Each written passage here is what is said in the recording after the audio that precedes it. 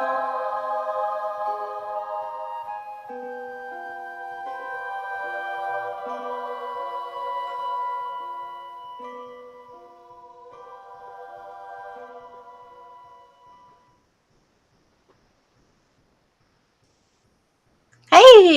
Hello.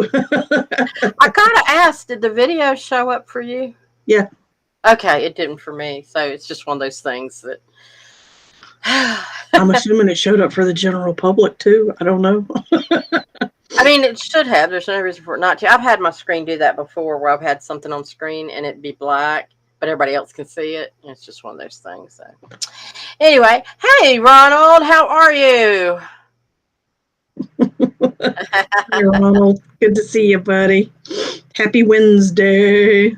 Yes, yes, it's I want Wednesday to again. I want to point out in a few Wednesdays from now it will be 420.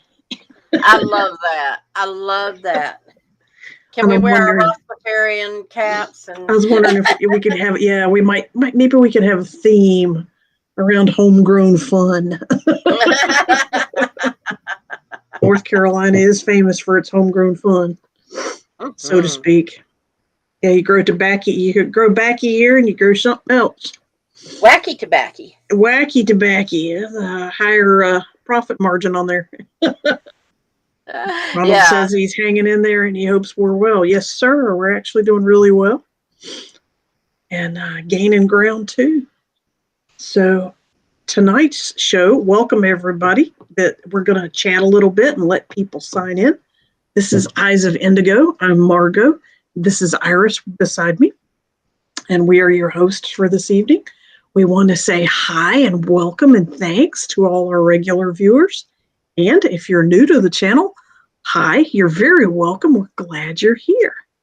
If you don't know who Margot and Iris are, if you've never met us, please go back on. We've been here for a year and a half, going on 2 years, and weekly. And go back to the very first episode. You can find it on YouTube or Facebook as well. The very first episode is called The Prequel, and you can see a synopsis of our credentials, our history, a little resume kind of information, really fast, down and dirty about what led each of us to this point in our lives. And it's eventually inspired the show.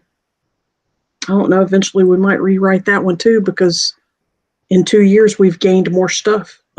Yeah, that's true. Yeah, in 2 years we've gained more stuff. So you can learn a lot about where we are. So we don't spend a lot of time introducing ourselves, because you can do that on your own free time if you feel like it on episode 1.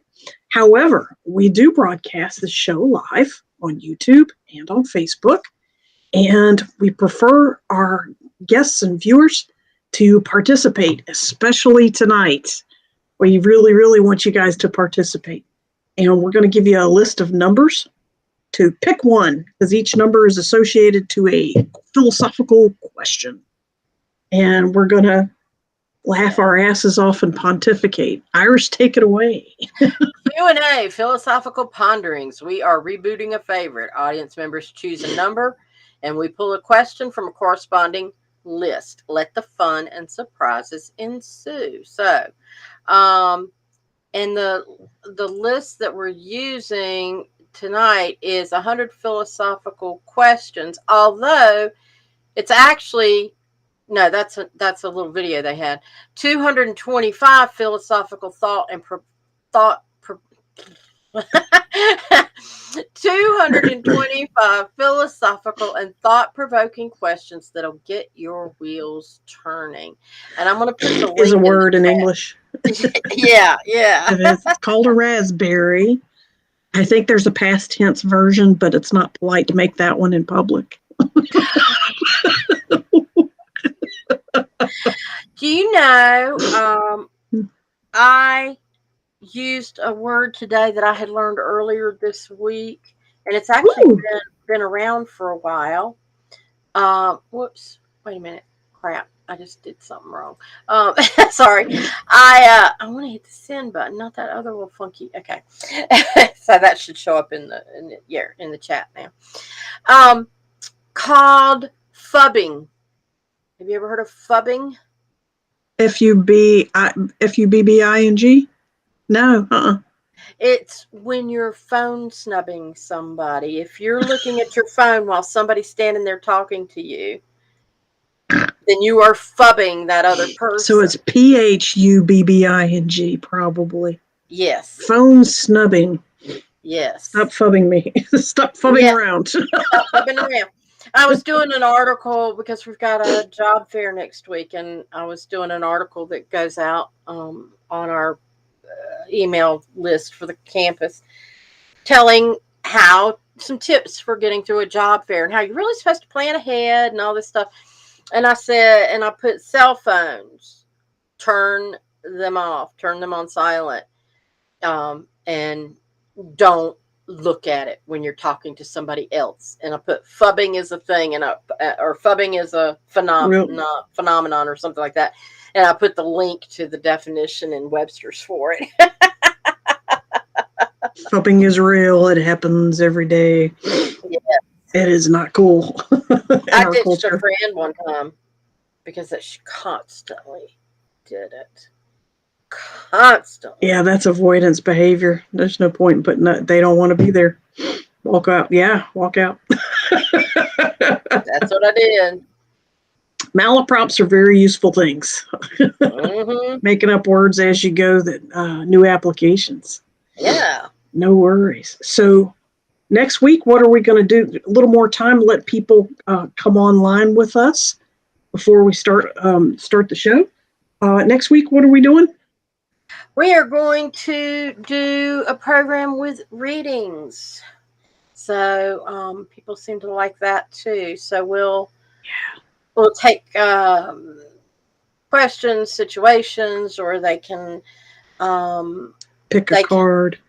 We can pick a card, or maybe they want to answer to a question, or they just want to know, what do I need to know at the moment? That's kind of my go-to. If I ask somebody else to do a reading for me, sure, my go-to is what do I need to know? Because it doesn't matter what questions I have; they may or may not be relevant. Yeah, there's a level of humility to come to that conclusion. Yeah, it does. What I think is important is not necessarily important. Right. Because it's kind of like you just know your spirit guides are going, what the hell are you asking that for? Pay attention. Yeah. Look over that way. And that's when when your readings come back in a totally different direction, that, oh, okay, so I got tired of that, and it was like, yeah, just tell me what I need to know.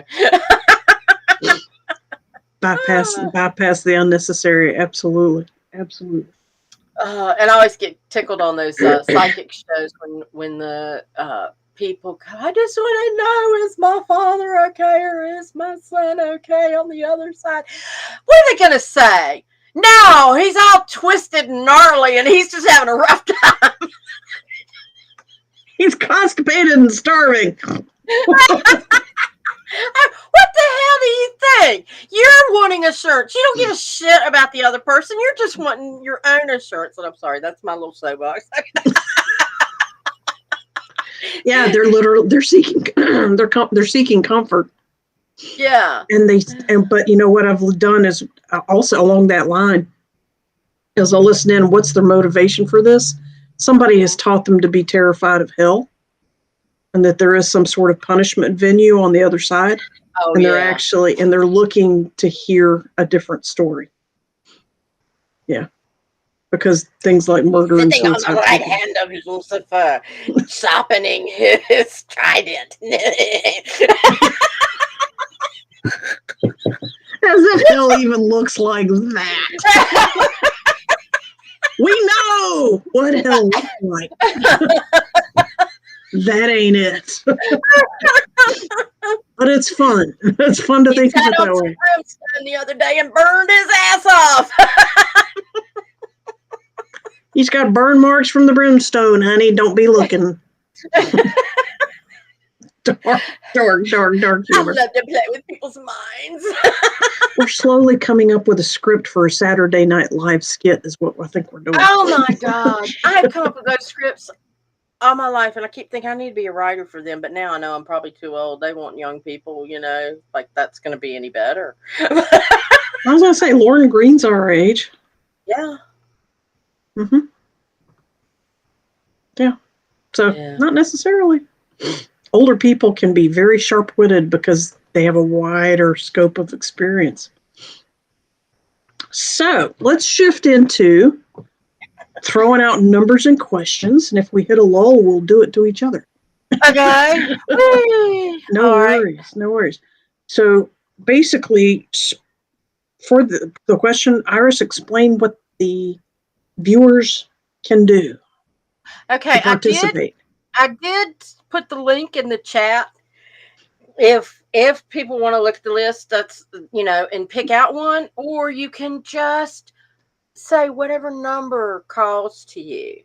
Between. Well, we talked about it before, and it was kind of like, do we really want to limit it? So it's 1 to 225. Right.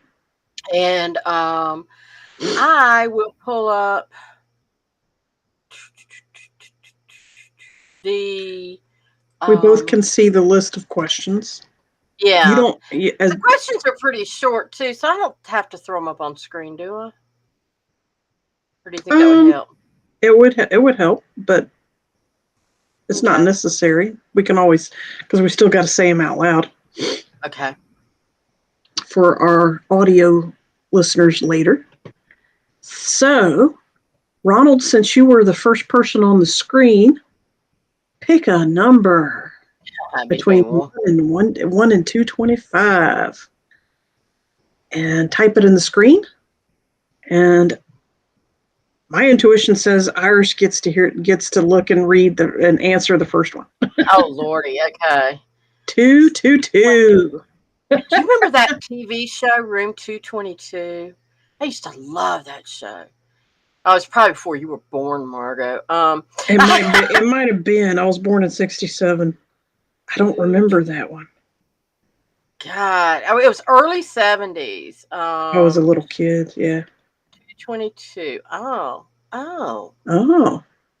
How long, Iris? How long will you be remembered after you die? That's a good question. Depends on when you die, and what you'll do between there and here. Okay. There's a philosophical way to look at it, and there's. Actually, this is a philosophy question, but people will know me for eternity in one way or another. Right. As far as on this level and plane at this moment when I die, how long will I be remembered? Maybe somebody will stumble on our YouTube channel once in a while. Absolutely. You have grandchildren, so for at least their lifespan, which would probably average 1 to 200 years. So another 170 years into the future. Yeah, but time is irrelevant since. Oh, it's going to get more and more irrelevant, but for right now, the context we have is what we know now. So if you want a solid answer, or if you want the philosophical is forever. Yeah, because we know each other forever. Don't rush into that, RC. I like that. Thank you, Ronald. I hope that was a decent answer. Okay, so we've got some other people joining us. Pick a number, 1 to 225, and 222's been done.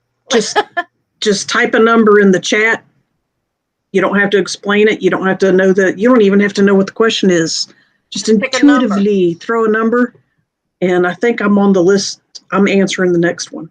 So there is a time delay. And Heather Hilton says, hello. She just popped in. That's awesome.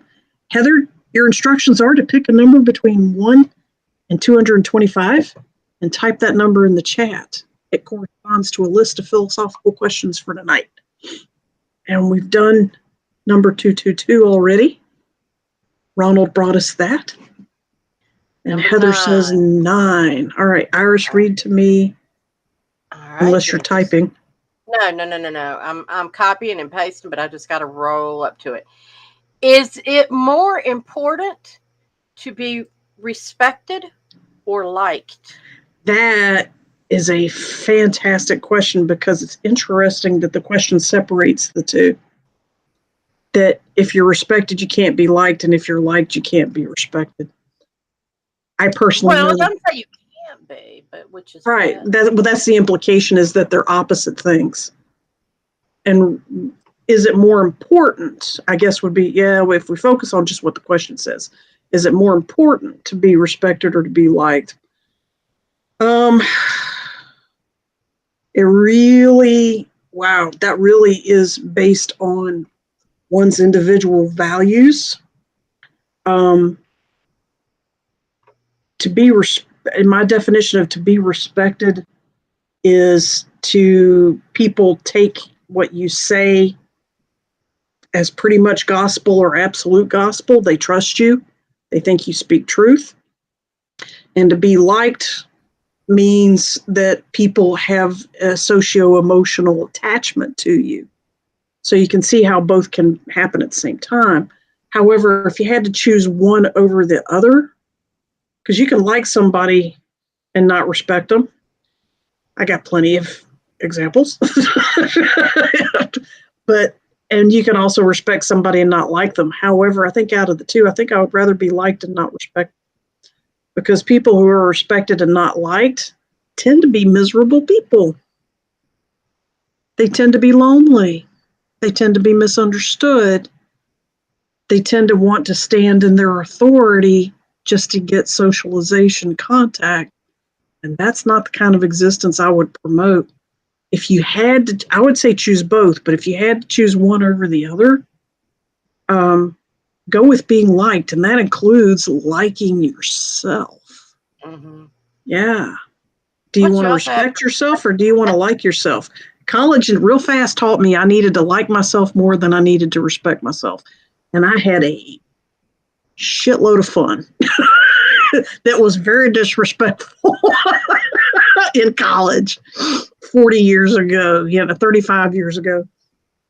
And by God, I had a hugely rich college experience because I didn't stand on prim and proper being respectable. I knew when to not cross the line. I mean, had an awareness of that. I didn't do anything insanely illegal or anything like that. Just not exactly ladylike sometimes. So, have fun. Don't worry about who respects you. Respect is a relative term that can also terminate in a matter of seconds. Liking somebody is socio-emotional. That goes on for hours. No. All I can think of No, is that goes on for months and years. Remember Sally Field at the Oscars? They like me. They really, really like me. Yeah, she didn't say they respect me. They really, really respect me. Good point, Iris. She was more enamored and elevated by they like me. And we do. We really do. I mean, do you want your friends to respect you and be terrified of you? Or do you want your friends to like you whether or not they respect you? Even on an ego level, being liked is going to keep you alive a lot longer. even on a super primitive reptilian brain level. So thank you for that number, Heather. We're going to spin the wheel again. Next one is 167. From Ruthie. Is torture ever justified? Iris, you are the one to ask for that. I'm so glad you got this one.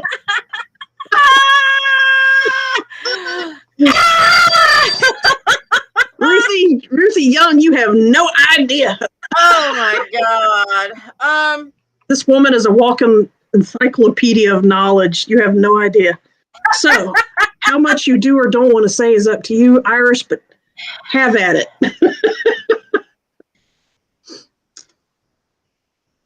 Say the question again. Is torture ever justified? You can think of a situation or two that it is. I don't know. I mean, All right, okay. Outside of a sense of humor. Yeah. Is torture ever justified? I'm thinking. Okay, on my soul level, I say no. Yes. Because that's a judgment. Mm-hmm. And we're not here to judge people. Right. We're not here to determine what's true or false or good or torture bad. Torture is a punishment. And which is a judgment. Yeah. And I know the military does it to, for terrorists and all this stuff, but even the Geneva Conference came in and said, whoa, you don't need to do. Majority of torture doesn't work. Yeah, people will say anything to get you to stop, and they're not telling the truth anymore. Exactly. So are you really going to get what you want in the process? And there are other ways. I mean, I'm not saying that if there was a criminal that bombed, a major city and you caught them, I'm not saying that you should, put them in the penthouse suite. No, we're talking about just torture. We're not talking about reward. Yeah, but I don't see, yanking their fingernails out and blasting. What was that guy that was the yodeler that on blasting Weird Al Yankovic at somebody? Yeah, right. Don't put Slim Whitman over and over. Yeah. It's basically, is torture ever justified? Basically, a rewrite of that question is punishment ever justified? That's kind of how we're approaching this particular. The answer to that is torture ever justified? We're seeing torture as a punishment. And I also look at, not little kids, but kids who, torture ants with a magnifying glass or torture small animals, and they become psychopaths. I mean, typically. Yes, they do.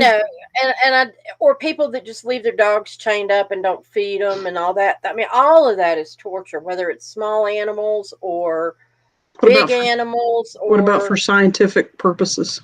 Research? No. There's always another way to test that.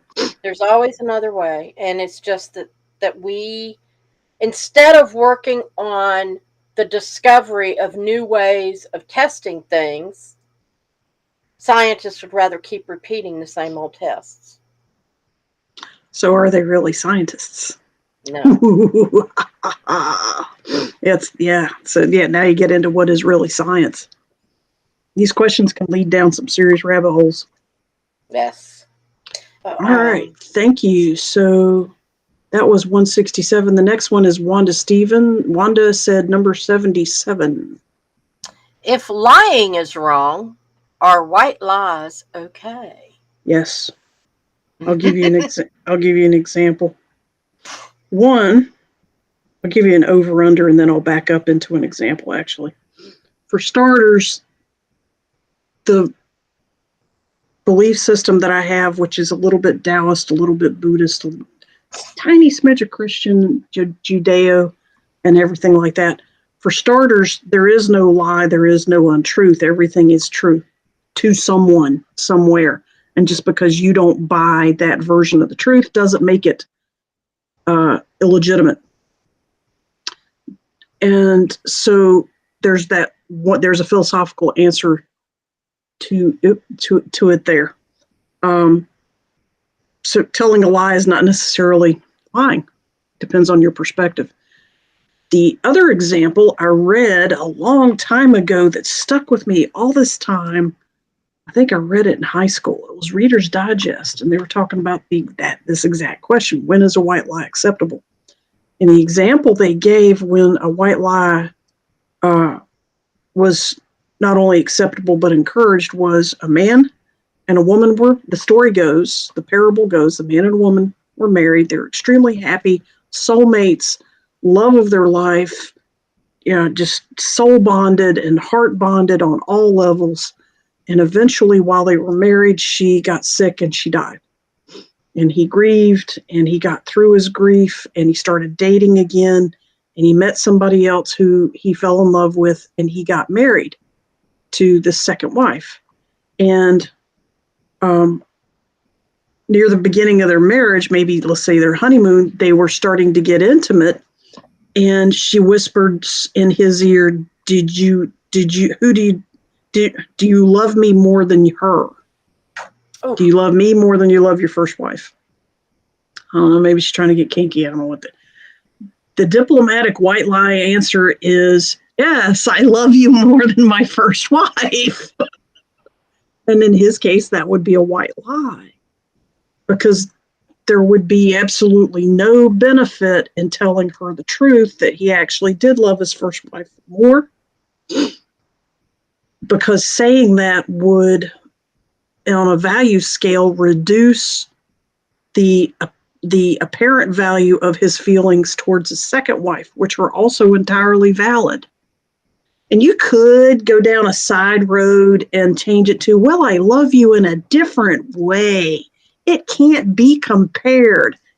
And that would be a truth, unless her personality type sees that as a subterfuge, and they could. So if you're in the middle of passion, you're not going to get onto long diatribes about how your love is different from person to person. You're just going to say yes or no and keep taking your clothes off. There's always the one, do these pants make my ass look fat? No, your ass is just fat. I mean, exactly. No, you just have a fat ass. When to tell the truth or to tell a lie or yes or no or whatever the thing is, if telling the truth will not move the situation forward, that's when you make another choice, is the way this philosophy goes.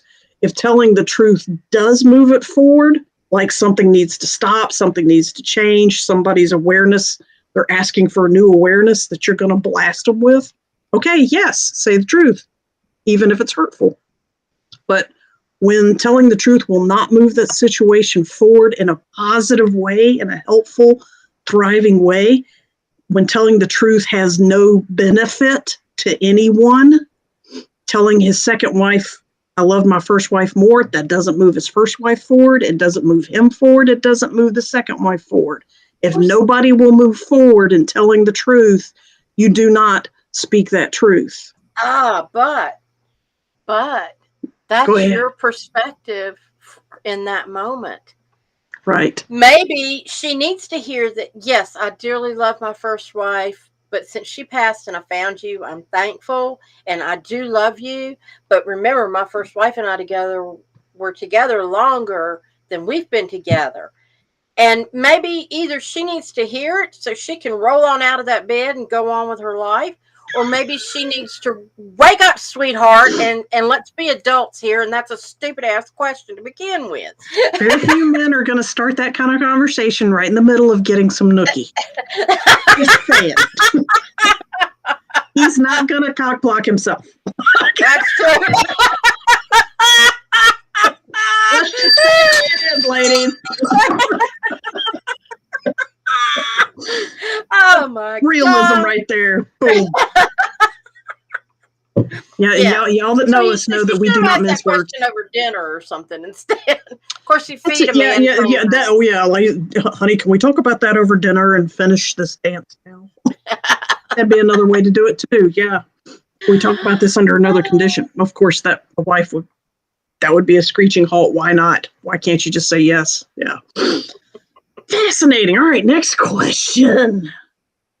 Have we become less happy in this age of technology?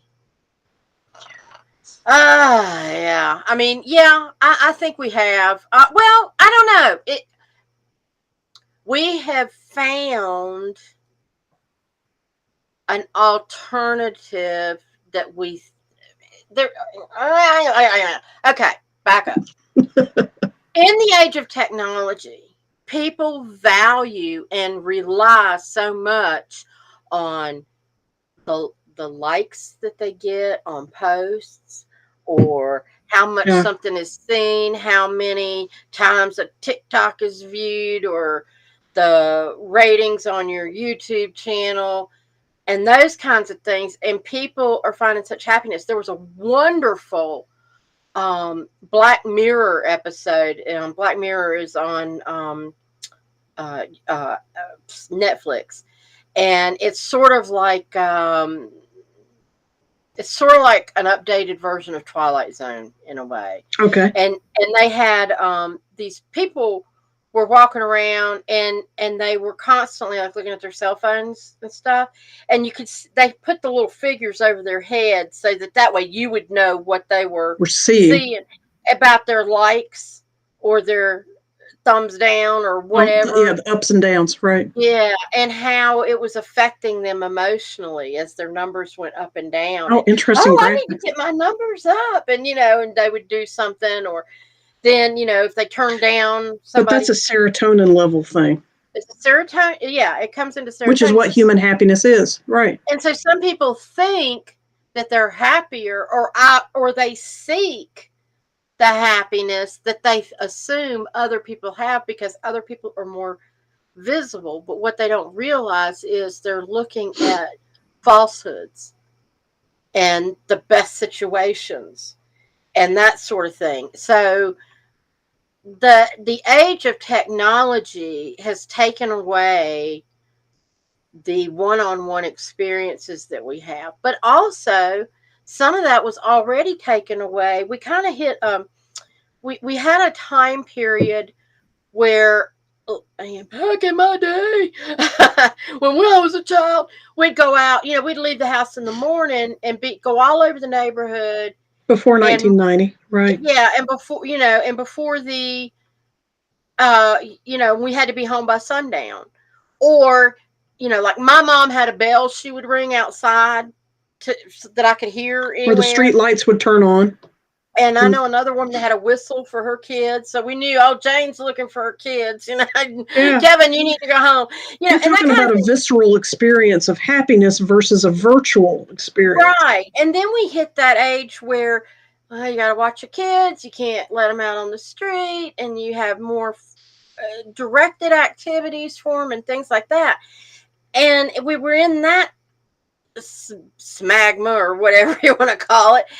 And then suddenly the age of technology hit. And people go, oh, we have a new way of interacting. Well, in some ways, that's true.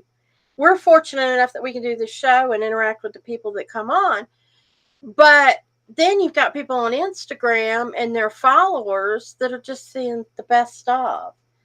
And they're not really having a human experience. They're not getting a 360. Yeah. And so I think with happiness, you've got to experience some of the downsides and some of the ripples that come into effect when you're having these one-on-one relationships to really have true happiness, because you have to understand your true self and the trueness of other people.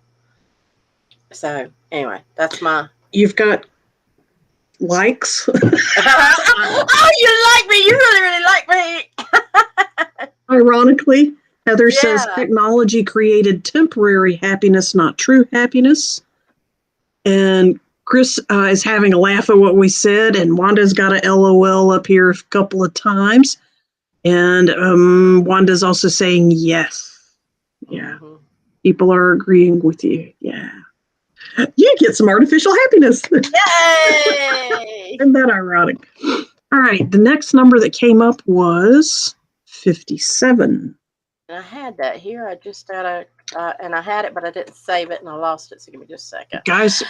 That's the last number I see up. So feel free to throw up a number between 1 and 225. Hopefully, one that we haven't done already. But I'll answer 57. Go ahead. Are highly intelligent people less happy than individuals with average intelligence? Depends on who you ask. Are you asking a highly intelligent person, or are you asking an average intelligence person? If you know me. If you know Iris, you're talking to we're both very highly intelligent. You speak so If you want to kindly, see Margaret. why, go back to episode number 1 and you'll see our credentials and what we've done to get where we are. But that is perspective. Highly intelligent people know they are not less happy than individuals with average intelligence. And I'll tell you why. I've done plenty of occupations where it was part of my job to assess people with, let's say, extremely low intelligence to extremely average intelligence. And some of them were actually savants who were very, very much more intelligent than me in the moment. And it was across cultures and it was across age ranges for two different, I want to say factions, but it's actually two different agencies that did this. And Iris has done some similar work in her occupations. And even as school teachers, both of us have been school teachers, and you can see who's got an average capacity for learning and who's got an accelerated capacity for learning in that day, in that year, at that age. All right, how fast you learn at 13 is not a reflection of how smart or how fast you might be at age 17 or 18 or 35 or 40, 412, whatever. So anyway, back to the question. What I've noticed is that intelligent people get frustrated faster about some things because society can't keep up with them. However, average people get just as frustrated about different things than the intelligent people do. Both emotional intelligence has nothing to do with IQ. All right, your EQ and your IQ are two different things. And where you are emotionally, and I'm assuming the word happy is based on the word emotional. How emotionally, chemically do you feel? Those are two separate things. So an intelligent person may not have a high intelligence person may not have a high EQ and emotional intelligence versus their IQ. I'm saying emotional quotient, intelligence quotient. As long as they're both still human, they're going to experience ups and downs. Over time, they're going to average out about the same. Over the time being, let's talk about children and teenagers who go through the most evident emotional ups and downs from babyhood to, let's say, age 21, age 20. Over time, they're both going to experience the same numbers of ups and downs. And that's it. Okay. In my opinion. All right. Yes. Okay. So 132 was next. And that one's yours. What things hold you back from doing the things that you really want to? Oh boy. I think there's a couple of things. One thing that's universal and that hold people back is fear. Oh gosh, yeah. Fear is the biggest, and it might be a subconscious fear that keeps you from doing something, or it can be an outright fear. Survival I'm getting fear. up on skydive because I'm scared of heights. That's a real fear. But and Ronald says that speaks to him deeply. Yeah, share if you will. But our fears will hold us back from a lot. Once I recognize that, the next thing is, which is also a fear, I guess, is like, well, I really want to go to Europe, but getting my passport and getting transportation and the expenses involved and all that holds me back. Now, do I have a fear of blowing all my savings on one trip to Europe? Yes. I need my savings. I'm not going to just piss in the wind and see if it comes back on me or not. I'm not going to be stupid. But then, and then the other thing is there's some things that I want to do that age. I've got bad knees now. There's things that I want to do that I can't do physically. But then I have other aspirations. So, and you work on the things where there are blocks in your way. You work on that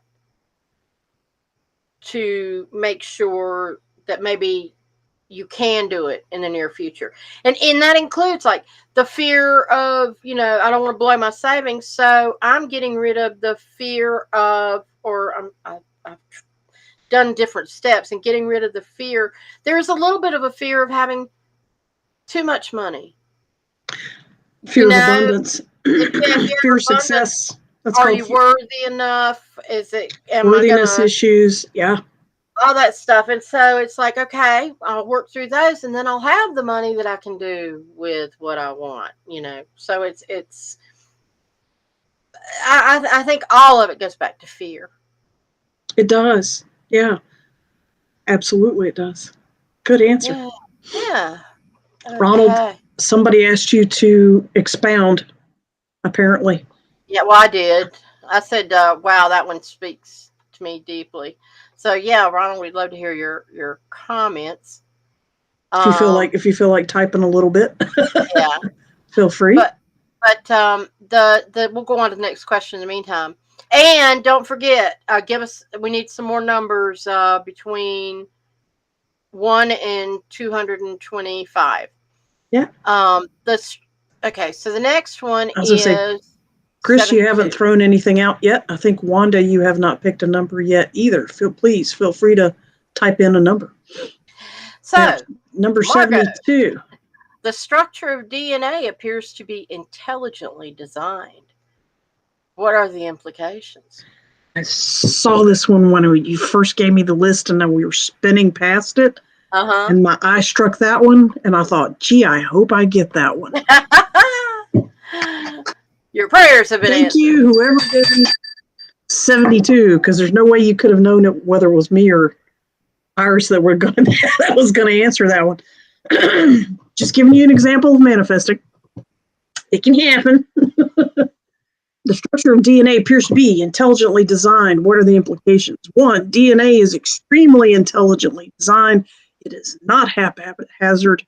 It is not random. It does work under influences, be they circumstantial or environmental or intentionally manipulated by scientific intelligences using technology and so on. Either way, DNA is definitely by design an intelligent design. Sometimes people try to say the intelligent design is God's design and they're trying to be real abstract about it and so on. And yeah, there's an element of spirituality to this, huge element, profoundly huge element of spirituality to this. However, the question is, what are the implications of this intelligent design? And now you're talking. I'm like, ooh, what are the implications? The implications start here. All DNA can make any life form. Each human, I have the DNA to be a plant, to be an elephant, to be an amoeba, to be a snake, to be a bird. Right now, I wouldn't have to do anything. Just take out a little bit of my DNA, mix it up with the right spermata, reproductive whatevers, and my DNA will set off and be a baby elephant. It will be a centipede. It will do whatever you want it to be. Butterfly. And be whatever you want. So the implications are, if DNA is the smallest building block of life, and one DNA from any living creature can make any design, then that means that each one of us already is everything. If every one of your trillions and trillions of cells has a copy of your universal DNA, well, you're trillions and trillions of everything. You're not just one piece of everything. You're trillions and trillions and trillions of pieces of everything. You already are that. And at any moment, as your awareness changes, as your limitations to what is matter and what is energy and what is physics and quantum physics and all that, as your awareness of all that changes and goes up and becomes wider and broader and less asleep and more aware, you'll be able to manipulate your energetic and material environment to actually manifest anything, because you already are everything because of your DNA. Namaste. Ashe. Aho. Going back, Ronald commented back on our question. He said, Yeah. I have had some solid ideas in life that I have talked myself back safely from the edge, needing the support to jump, but not trusting it to be there. Fear. Yeah. Yeah. Yeah. So, It's easy to talk yourself out of creative, expansive, try new things, ideas based on safety issues / fear. Very, very, very. But if I was your personal friend or therapist, I would go with, so Ron, who are you trying to protect? You, or someone else, or something else? Perhaps it's subconscious what you're trying to protect. Sure, there's a survivability thing, but once you set the ego aside, placate the ego, in a perfect world, Ron, you have the perfect health, you have all the money, nobody's going to get angry at you, nobody's going to leave your life because you made this radical decision. Take all those negative variables that you come up with in your ego, self-preserving ego, set those things aside. Who's going to lose if it fails? Who are you trying to protect? well, it's food for thought. Food for thought. Chris gave you your dream question. I mean, yeah, no, yeah, no, yeah, yeah. I'm like, no, wait a minute. I've lost track. Chris threw out 73, which is the next Heather one. gave you yours. 73 is the next one, and 73 was one that we laughed about before we came on the air. Yeah. Oh, here we go, and it's mine.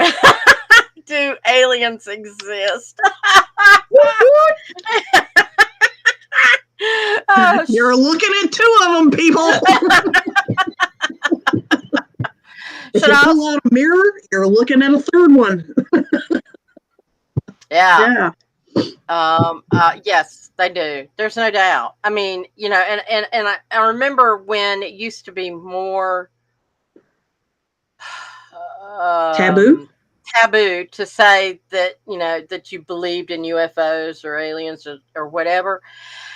And somebody wisely pointed out, do you really think in the billions, just what we can see with our naked eye, all that space out there, that we are the only living beings in existence? And it's very narcissistic to think so. Egocentric, narcissistic. Yeah. And psychotic. Right, exactly. So, absolutely aliens exist, and right, live long and prosper, and nanu and all that good stuff. Yeah, nano. You move it. Yeah. Yeah, and I have no doubt. I've had too many experiences to know to try to deny that. So, absolutely. Yes. Okay. I had and a little bit further on that one. I had the unique experience of hearing Dr. Matsuru Emoto, Dr. Emoto, Messages in Water. When you put positive words on water or on food or on people, the vibration changes in water, changes it to crystalline form, where negative words and hard rock and stuff, or not hard rock, but heavy metal discordant sounds, the crystals are just blobby and asymmetrical. That guy, Messages in Water, Dr. Emoto, I got to hear him speak twice. And I already am 100% confident, just because statistically it's impossible for life not to exist mathematically besides here on Earth. And we can throw out those numbers if you like, but they're easy to find online, so we're skipping that. Matsuru Emoto came up with another thing. He's a scientist of water. He said, think about it this way. The Earth was, when it was formed, even if you completely get away from philosophical stuff, just in scientific terms, the Earth was formed. It was, dust and matter and rocks and minerals all came together in deep space, and it was all lava, and it was hot, and it was seething and boiling. And supposedly the middle of the Earth is still doing that from all that time, and that's all how all planets came together. So there was no water on this planet. So for water molecules to be here, they had to come from somewhere else, and they most likely rode in on asteroids and the like, and meteorites and comets and so on, brought in molecules of water over billions of years, over millions of years, until there was enough interaction that hydrogen and oxygen started combining on its own here. That alone, all life on Earth is based on water. That alone means that we are of foreign origin, that is extraterrestrial. It's biological. Yeah, Beam me up, Scotty. We are ETs on a DNA level. But even less than that, subatomic and atomic and subatomic levels. We're from somewhere else. Yeah. Ronald says, life as we recognize it is carbon based. In another place in the universe, life may exist, but we wouldn't see it because we would look with too narrow a scope. Yes. Yeah. Yes. Yeah, they may vibrate outside of the narrow rainbow wavelengths that our eyeballs are designed for. They may be more ultraviolet or more infrared, just on that level. Well, talking about practical vibrations. Because we don't know about them, that we will actually deny seeing. Yes. Yeah, if you don't know what you're looking at, you'll try to turn it into something you do your know. Brain will automatically turn it into something else. Yeah. There's actually an eye trick on my Facebook wall for that. It's a bunch of rainbowy smudges with a white border. If you stare at one color, like a yellow smudge or a pink smudge, if you stare at it for 30 seconds, the white will come in and replace it because it's all smudges, because your brain is trying to turn it into some sort of order. And all the other colors will disappear except for that yellow blotch you're looking at.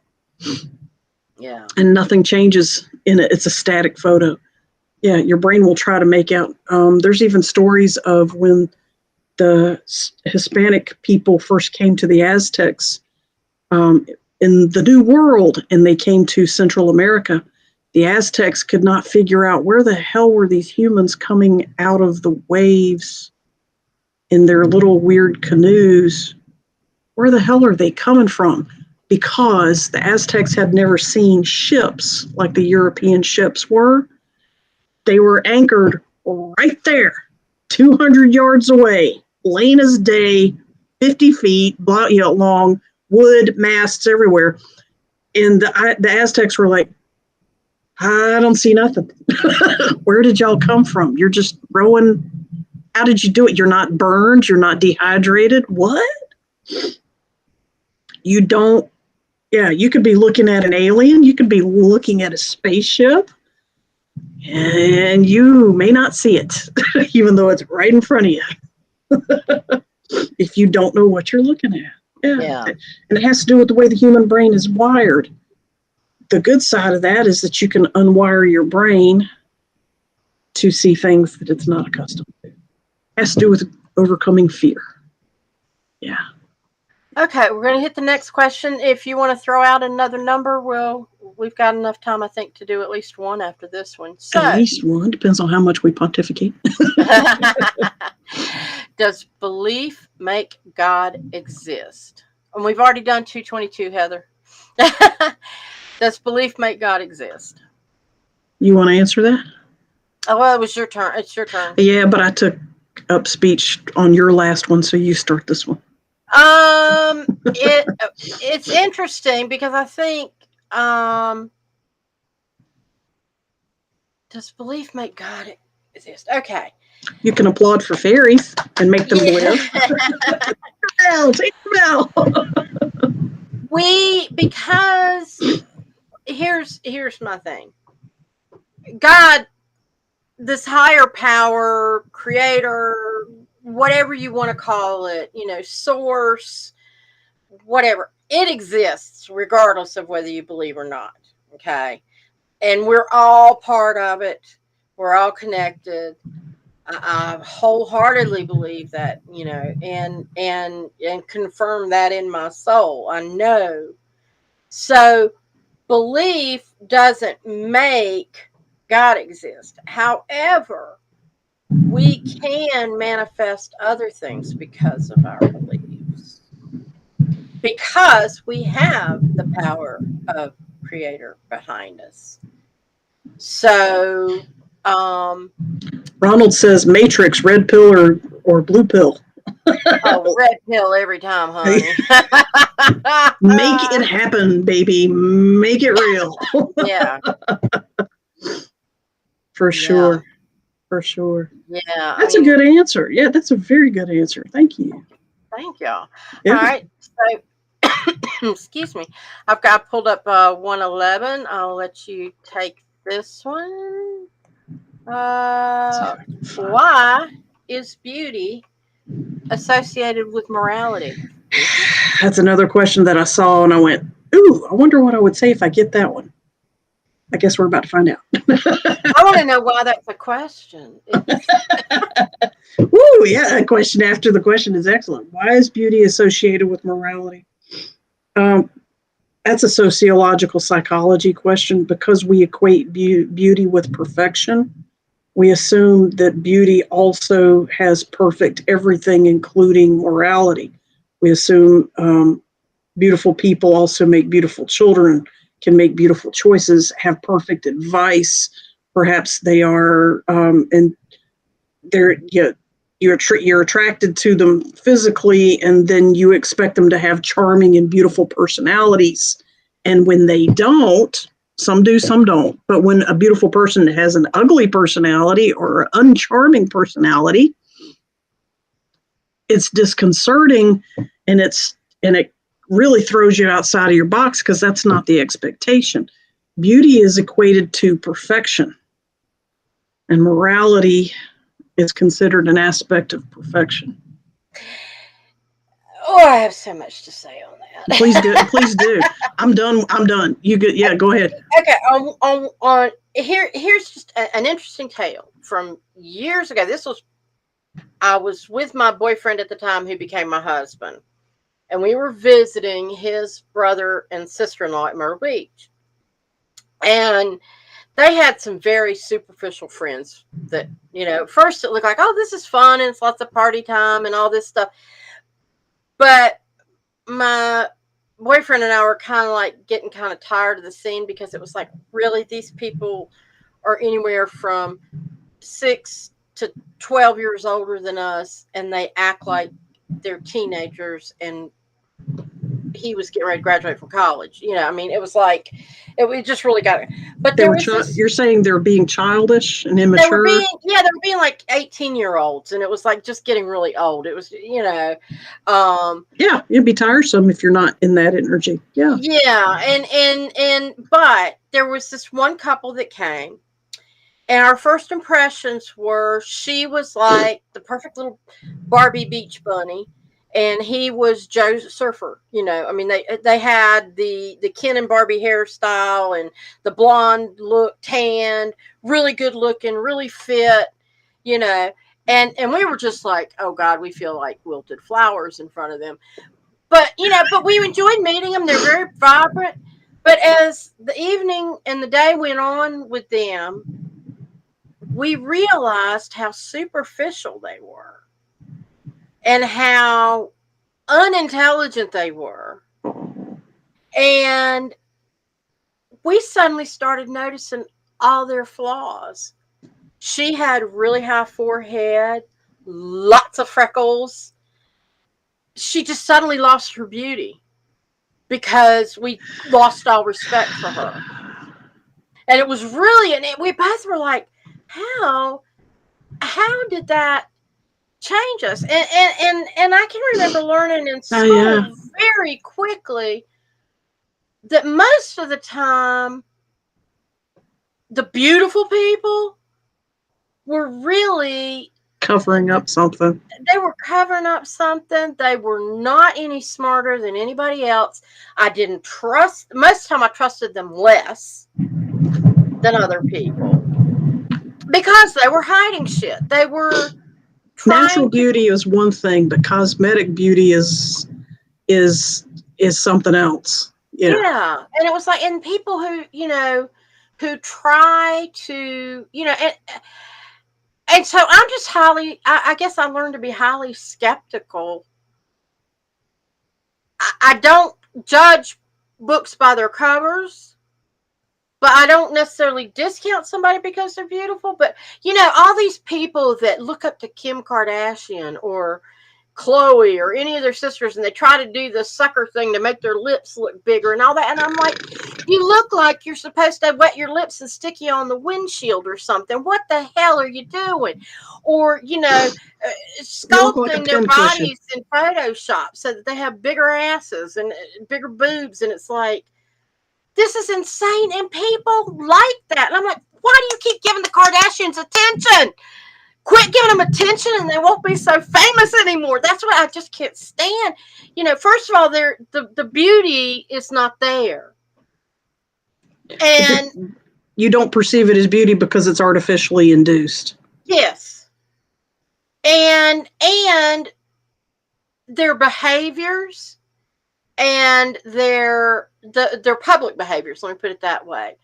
The fact that like their reality show, oh, look at us. Oh, I broke a nail. And oh, I'm going to go on so-and-so's yacht. And oh, this is the wonderful life. And it's like you're lying to people.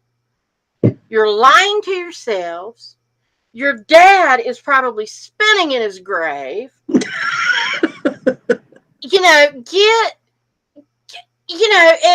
the fact that people give them any credibility whatsoever infuriates me.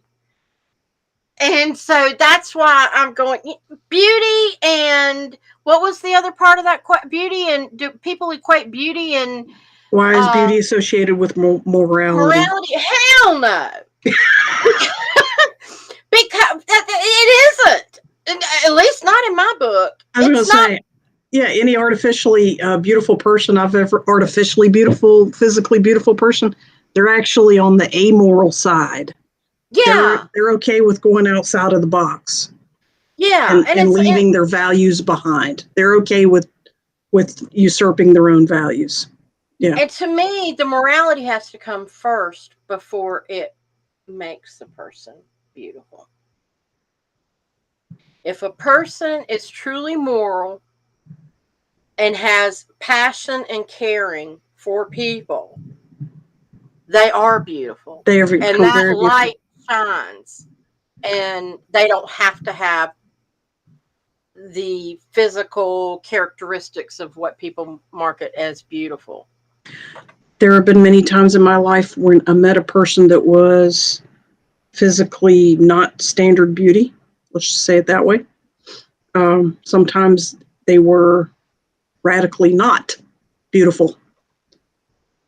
Got to know them, got to learn their sense of humor, learn about their life, share with them, have some laughs. And I literally, while they were talking, suddenly they had beautiful eyes. Suddenly they had pretty teeth. Suddenly that weird crooked nose is actually a quite elegant sculpture in the middle of their face. And I'm literally having a conversation with myself. I'm like, how the hell did this person suddenly become physically attractive when a few hours ago you were like, no. Exactly. Not really. And the opposite was what happened to us. Exactly. In other words, that can go both ways. Physically unattractive people, when you get to know them, suddenly become very attractive. Yes. People have, I'll be a little bit self-revealing. People tell me about that all the time. They meet me and they tell me the story later. They meet me and they're like, yeah, you're not ugly. You're just kind of an ordinary pretty, but when you started talking and we got to know each other, holy shit. You're a whole nother level. What you look like is just changed entirely. And I'm like, do I have horns now? Or do I have wings? What are you talking about? The ones that can see talk about glowing. They talk about the light and that they can see other dimensions beyond what my skin and bones are projecting. And that Ronald's talking about that too. Very cool. Thank you for popping that up. Ronald wrote, I focus on the aura, not the physical traits. I know people that glow from the inside out. Yeah. And people like to tell me about that. Do you just have a nice aura, or did you eat a glow stick? Snack on luminescence much? And I've noticed also that sexuality changes that too. Your charisma, your libido. People who are physically not attractive that have a really high sexual libido can be very attractive. Simply from because of their energetic, interactions, not because of what they look like. Yeah, it's very interesting. Yeah. It is. Well, this we have been fun. Yeah. We've got lots of other questions, guys. We will probably do this again a couple of times this year. And next week we're doing the readings, so come back and we'll talk about what you want to hear personally. And then also want to bring up the Empowerment Summit. Yes. It is coming up. I'm trying to find my thing May 7th. May 7th. And it's in Myrtle Beach, but you can watch it on Zoom, or you can watch the recording later, or if you're so inclined, you can be there in person. I'm one of the speakers along with 5 other people, 6 people total, and the whole event is just $39 for whether you watch them all or not. It doesn't change. So $39 for 6 hours of speakers is a good. And they supply you lunch and a drink if you're there in person. Right. Can't do it on Zoom. Sorry. We'll see just television. So you can watch live on Zoom, or you can attend in person and really soak up the energy. Yeah. And you can, to get tickets, you can go to Novus Dreams. Novus Dreams. Oh, sorry, I can't even read mine. NOVUSDREAMMS.org, or email Janet at DREAMMS.org. Yes. Yeah, so that's coming up. And what else? I think there will be more empowerment summits every 2 months, and the topics and the speakers will continually change. So keep watching. Yeah. And there's a newsletter on that website too. You can sign up for the free newsletter, and you'll know when stuff is happening. Yeah. I wanted to throw this up because Heather commented, I had a blind grandmother who never saw me, but she saw everything. She taught me how to truly see everyone. And that's a good note to end on. Thank you, Heather. Namaste. Yeah. So everybody, open your eyes or close your eyes and see what you see. Yeah, really. For sure. So question everything and enjoy your week, and we'll see you next time. Good night. Good night. Thank you for joining The Eyes of Indigo with Iris Carter and Margot Ross Sears. Music is Arcadia by Kevin MacLeod of Incomptech.com, licensed under Creative Commons. Visit our Facebook page for broadcast details at www.facebook.com/Eyes of Indigo. Show is copyrighted 2022 by Iris Carter and Margot Ross Sears. All rights reserved.